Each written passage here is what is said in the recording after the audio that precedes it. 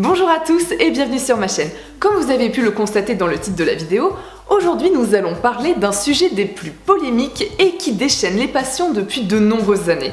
En effet, nous allons parler de l'immigration en France. Il va de soi qu'il y a des sujets dont il vaut mieux ne pas parler car tu sais pertinemment que c'est du suicide social et que tu vas te faire insulter de tous les noms.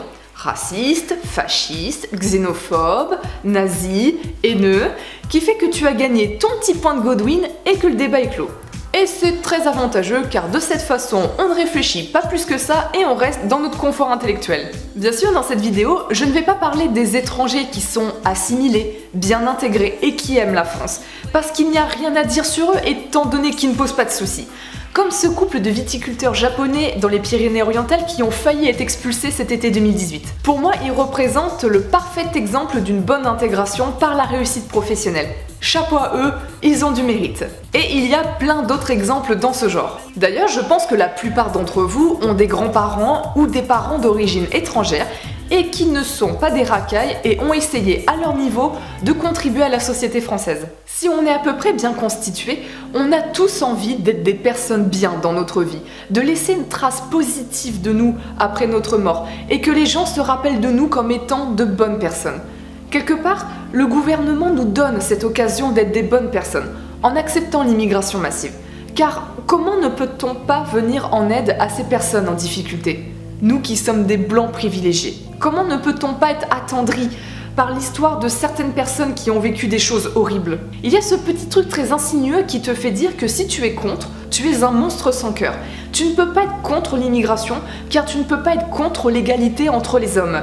Alors que être contre l'immigration ne veut pas forcément dire ça. Bon, maintenant que mon discours éco-friendly est fait, on va pouvoir passer aux choses sérieuses. Gérard Collomb, notre ancien ministre de l'Intérieur, a été interviewé par la radio Europe 1 suite à des propos qu'il a tenus au moment de sa démission. Il a dit des choses qui sont presque passées inaperçues.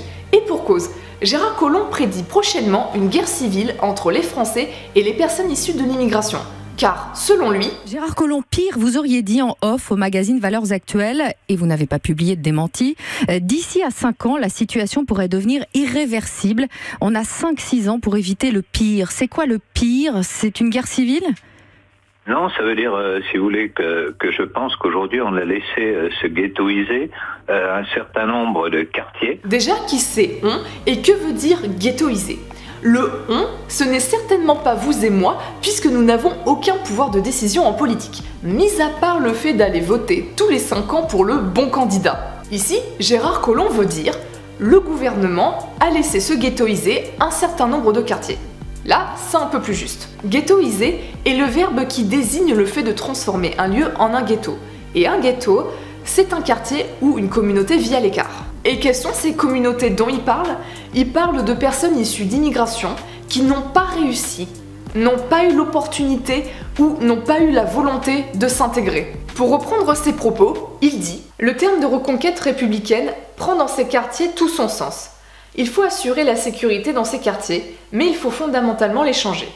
Quand les quartiers se paupérisent, se ghettoisent, il ne peut y avoir que des difficultés. On vit côte à côte. Je crains que demain, on ne vive face à face. Nous sommes en face de problèmes immenses. C'est plutôt la loi du plus fort qui s'impose, des narcotrafiquants, des islamistes radicaux, qui a pris la place de la République. Est-ce qu'il ne serait pas en train de dire tout haut ce qu'une grande majorité des Français pensent tout bas? Si vous pensez de cette manière, je tiens à vous préciser que vous êtes d'immondes racistes islamophobes suintant la haine.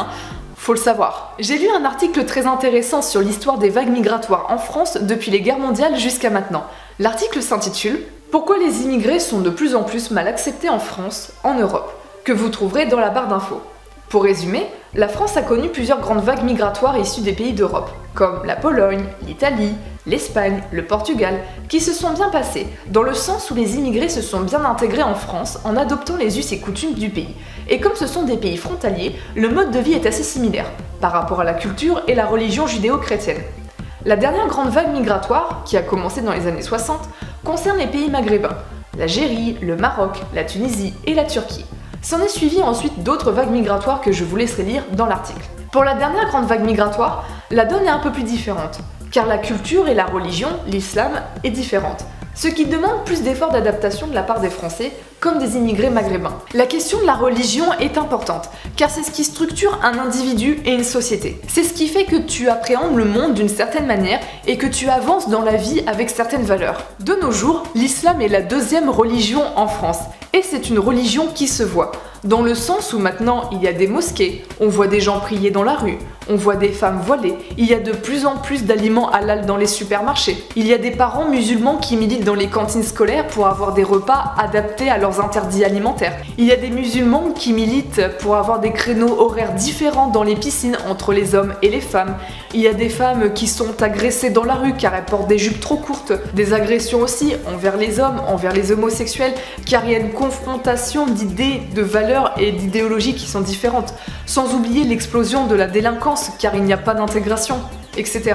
Selon les derniers chiffres qui datent de 2016, 8,8% de la population française est musulmane. Il y a peu de musulmans en France si on s'en tient aux chiffres, mais on entend beaucoup parler d'eux, car c'est une minorité qui est visible, dont les plus radicaux d'entre eux veulent imposer leur mode de vie au lieu de s'intégrer à la société. On le constate dans les quartiers ghettoisés, ou autrement appelés zones de non-droit, où si tu es blanc, tu ne peux pas y mettre les pieds, et lors des attentats. Car si tous les musulmans ne sont pas des terroristes, les terroristes, eux, sont tous musulmans. Si certains Français éprouvent une forme de réticence envers l'immigration, c'est qu'il y a une peur d'une perte d'identité, qui est totalement légitime, face au brassage culturel et au manque d'intégration de certaines communautés, comme les musulmans radicaux. Sans oublier le sentiment d'injustice qu'on peut éprouver lorsqu'on entend des faits divers impliquant des immigrés qui sont à peine punis par la justice, que la plupart des étrangers soient mieux logés que nos SDF français, que les étrangers profitent autant des allocations et des aides sociales que les Français, etc. À ce propos, je vous laisse dans la barre d'infos une interview d'un assistant social travaillant sur Paris qui nous explique son travail et ce qu'il constate. Tout ceci renforce ce sentiment de méfiance et d'amertume qu'ont la plupart des Français envers l'islam et envers l'immigration. Comme dit Gérard Collomb, on vit côte à côte, et non ensemble. Au moment où je filme cette vidéo, le pacte de l'ONU sur l'immigration, plus communément appelé le pacte de Marrakech, a été signé par la France. Que nous promet ce pacte ? Eh bien encore plus d'immigration, avec l'interdiction d'en parler de manière négative. Si vous voulez en savoir plus sur ce sujet, je vous conseille d'aller voir la vidéo de Virginie Vota, qui en a très bien parlé. À quoi peut-on s'attendre pour la suite ? Une probable guerre civile car le vivre ensemble a échoué? Comment accueillir encore plus de migrants alors qu'on ne s'en sort plus en France? Telle est la raison d'être des Gilets jaunes depuis plus d'un mois. Si c'est pour faire venir des migrants pour qu'ils deviennent des esclaves, pour qu'ils soient délaissés dans certains quartiers et que ça renforce encore plus ce sentiment de communautarisme et de haine envers la France, ce n'est pas dans leur intérêt ni dans le nôtre. Va-t-on avoir le droit de plus en plus d'attentats? Pourquoi le gouvernement veut-il accueillir encore plus d'étrangers sur son sol? Pour leur protection? Vraiment? Je vous laisse sur ces sages interrogations. Je vous remercie de m'avoir écouté jusqu'au bout. Je vous dis à bientôt, soit sur YouTube ou soit sur Twitter. Salut!